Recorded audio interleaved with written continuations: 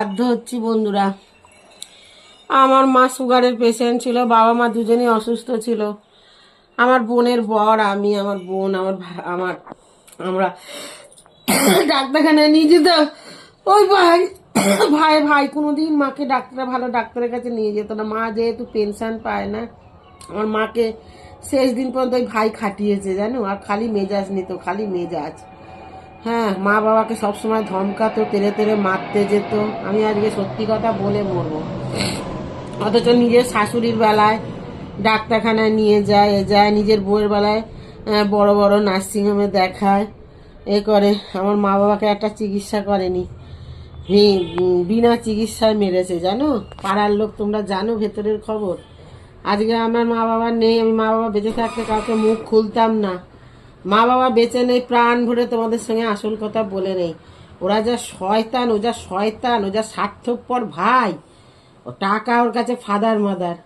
আমার আগের বছরে শরীর খারাপ ছিল, অর্ঘ্যদ্বীপের বাবা টাকা রেখে দিয়েছিল, বলে ও আসলে ওর ছেলের জামা প্যান্টের টাকা দিয়ে দিও।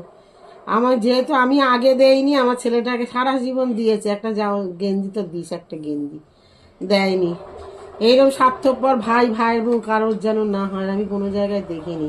আমার বোনটাকে সেইভাবে দেখে নাই, লোক দেখানি। এতে দুটো মাছ দিল, লোককে দিয়ে পাঠিয়ে দিল, দেখায় লোক দেখানি করি। যা শয়তান আর যা বেইমান আর যা স্বার্থপর, এইরকম ভাই যেন কারণ না হয়। আমি কত জন্মের পাপ করেছি, তাই এরকম ভাই আর ভাইয়ের বউ পেয়েছি।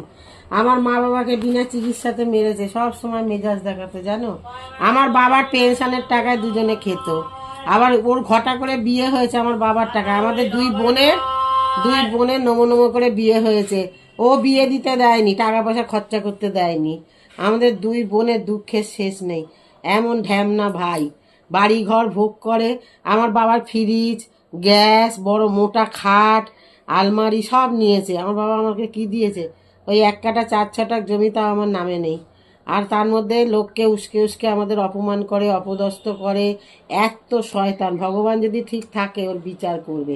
ওর সাথে মানুষ পারবে না, ওর সাথে ভগবান পারবে। ভগবান ওকে জব্দ করবে জানো। এরকম ভাই আমি জীবনে দেখিনি। আমার শ্বশুর বাড়ির লোক খারাপ, তা বলে ওদের থেকে অনেক ভালো। আর বোনটাকে উস্কায়। বোনটা মনে করে আমার তো মাথার ওপরে স্বামী নেই, ওর পদোন্নত হয়। অর্ঘ্যদ্বীপের বাবাকে তাড়ানোর অনেক চেষ্টা করেছিল। মামা তো বোনেদের দিয়ে অপমান অপদস্থ জানো।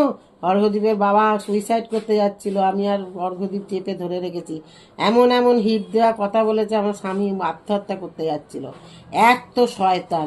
আমার বাবা ভালোবাসতো, বা অর্ঘ্যদ্বীপকে, আমাকে সেই ভালোবাসার টানে আমি এখানে পড়ে আছি।